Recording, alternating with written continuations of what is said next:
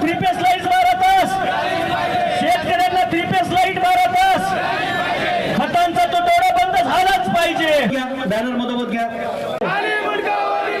शेतकरी विरोध पक्षाचा कोण थ्री पेस लाईट, अवकाळी प्रेरणा पीक विमा 12 तास थ्री पेस लाईट।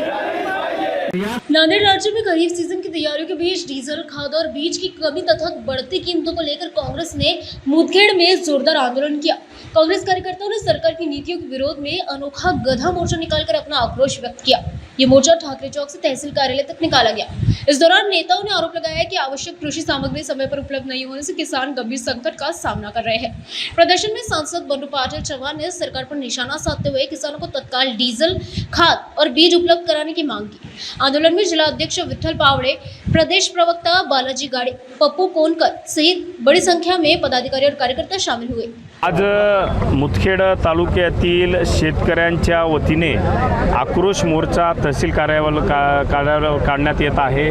आज आमचे आयोजक जे बालाजी गाडे पाटील आहेत आणि आपण बघू शकता या मोठ्या प्रमाणात शेतकरी वर्ग मुदखेड तालुक्यातला आलेला आहे। आमचे काँग्रेसचे जिल्हाध्यक्ष उत्तरचे विठ्ठलभाऊ पावडे, आमचे भोकर विधानसभेचे नेते तिरुपती पाटील पोंडेकर आणि मोठ्या प्रमाणात शेतकरी वर्ग आहे आणि शेतकऱ्यांनी एक प्रकारचा आक्रोश व्यक्त केलेला आहे सरकारवर, राज्य सरकारवर।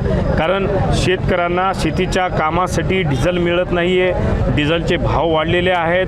शेतकऱ्यांचं असं झालेलं आहे की लागत जास्त झाली आणि उत्पादन कमी झालेलं आहे। मोठ्या प्रमाणात खताचे भाव वाढलेले आहेत, खतं वेळेवर उपलब्ध नाही आहेत, पीक विमा आमच्या शेतकऱ्यांना वेळेवर उपलब्ध नाही आहे। प्रचंड प्रमाणात केळी पिकांचं नुकसान झालेले आहे, केळी पिकांचे सर्वे होत नाही आहेत, पीक विमा वेळेवर मिळत नाही आहे। आज महाराष्ट्रात केळी पिकाचा जो नुकसान आहे 22,500 महाराष्ट्र सरकार देते, तेच मध्य प्रदेश सरकार 2 लाख रुपये देते। म्हणजे एवढा फरक का की जी आश्वासनं देऊन हे महाराष्ट्र सरकार सत्तेवर आलेलं आहे, मला वाटते की त्या सरकारला त्या आश्वासनाचा विसर पडला काय। आणि निश्चितच सरकारला जर असं वाटत असेल की आम्ही निवांत राहू, समाधानी राहू, तर काँग्रेस पक्ष कदापि हे होऊ देणार नाही। संपूर्ण महाराष्ट्रामध्ये सरकारने जर शेतकऱ्यांप्रती जर निर्णय घेतला नाही तर संपूर्ण महाराष्ट्रामध्ये शेतकरी वर्ग मोठ्या प्रमाणात रस्त्यावर उतरून सरकारप्रती संताप व्यक्त केल्याशिवाय राहणार नाही।